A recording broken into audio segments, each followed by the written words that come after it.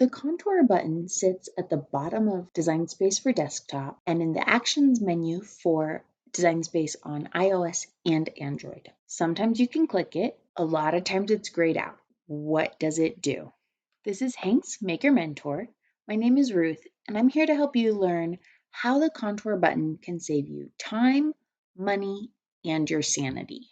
On the Cricut website, it says, the contour tool allows you to hide a portion of an image layer by removing any unwanted cut lines. I'm going to be showing you how to do that on Design Space for desktop. The same principles apply on the mobile apps. The difference is that you will need to select the Actions menu and then possibly scroll to the right before you see contour. I have 6 images here on my canvas. We're going to take a look at them and explain which ones allow you to contour, which ones don't, and the reason. So here on the top left, we have a blue arch.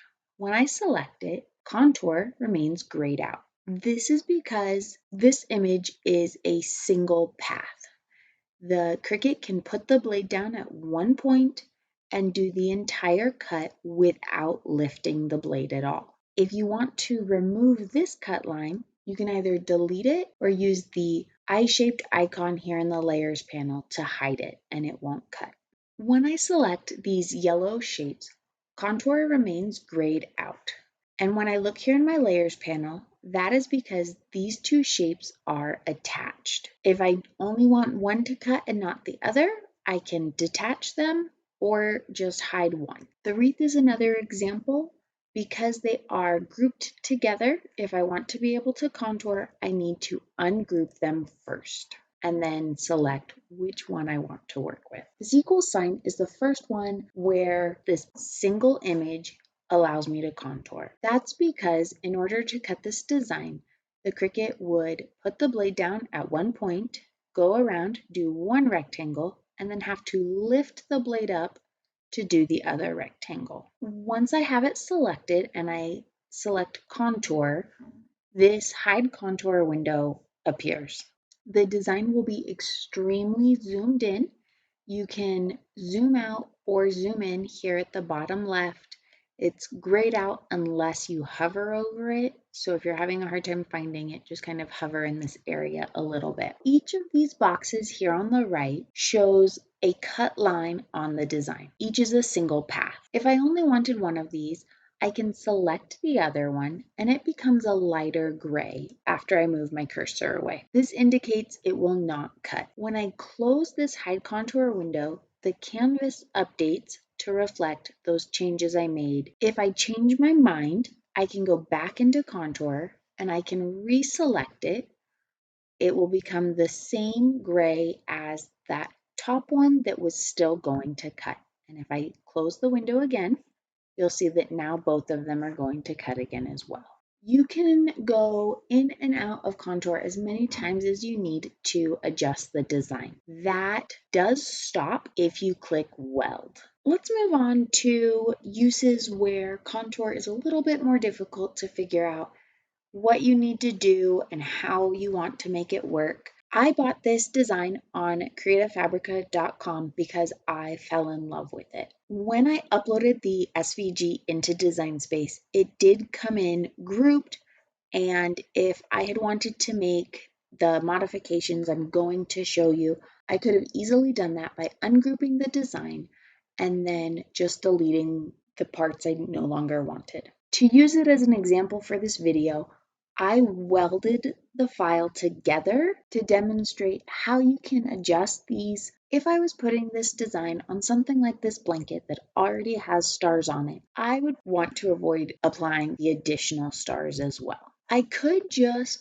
cut it out like this, and then when I weed the vinyl, I could just remove all of the stars as well. That's going to take extra time and waste material. You could go through and slice out each of the stars, but time waste. Because the stars are disconnected from the rest of the design, contour is a great option. You'll see this design has a lot more boxes over here to work with. Select the portions that you want to turn the cut on and off. You can either select here on the image or over here in these boxes. I frequently use a combination of the two. With this bison, I'm going to show you how to use contour to quickly adjust this image. When I was making a shirt with a bison, I was having a hard time finding one that I liked. This one was beautiful, but my bison were only a couple of inches and I did not want or need all of the detail inside here. I chose to buy this one with this detail, knowing I could come in here to contour, and with a few clicks, I could adjust this design to be what I needed for those shirts, but also have the possibility of using it for projects in the future. This is where we're going to talk about this button here at the bottom right of the hide contour window. Right now it says hide all contours. It can also say show all contours. When I select hide all, there always has to be at least one remaining cut line. Right now, that cut line is the outline of the bison. I can go in and select that I want something else to be that one cut line. I could select the moon, hide the body of the bison as well, and then I would just have the moon.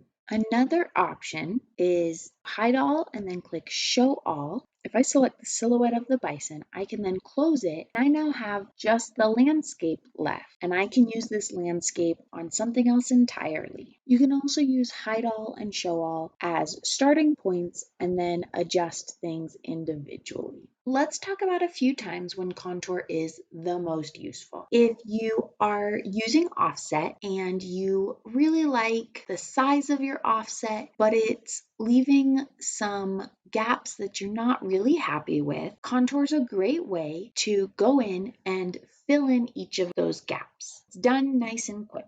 If you cut and weeded an entire design, but part of the design is missing, you can recut only that part instead of the whole thing. Dots on letters like eyes are a great example of this. Mythical creature Santa Claus is another example of a time where if you weld something and you want it separated, as long as the sections of the design are not touching, you can use contour.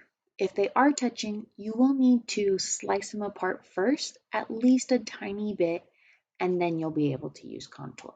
If you upload a design that is a single color, but you want to use it as multiple colors, contour might be the best way to make that happen. I duplicated this design enough that I could turn one into each color I wanted. Then I'll go into contour. I'll remove the parts of the design I don't want in that color. For this, it's another time where hide all is more beneficial, since for this one, all I want is this, and then I'll just go through and do the same thing with all of them. The bison is an example. Contour will shorten the cut time and save your sanity when you would have been weeding something that you didn't need that level of detail. If you can think of other times when contour is extremely useful, please feel free to leave a comment down below. And if you have any questions, leave those down below, whether it's about contour or something else. I love being here to help you learn how to make. Like showing you how to use the glyphs with fonts like this I Love Glitter font. Check out this video right here on screen. If this was helpful, please consider clicking the subscribe button. I will be taking some time off for the holidays, so be sure to also tap the bell icon so you're notified when I get back to my weekly uploading. Happy holidays, and until next time, bye.